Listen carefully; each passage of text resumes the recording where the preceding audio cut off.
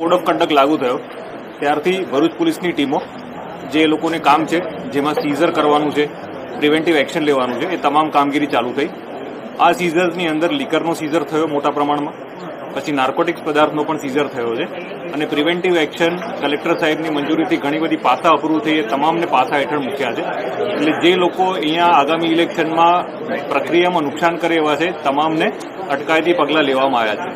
હવે જ્યારે એક દિવસ બાકી છે વોટિંગને, ત્યારે પોલીસનું ડિપ્લોયમેન્ટ હવે બૂથ ઉપર થઈ ગયું છે. જેમ કલેક્ટર સાહેબે કીધું એમ 1300ની આસપાસ પોલીસ છે, 1500ની આસપાસ જીઆરડી અને હોમગાર્ડ છે.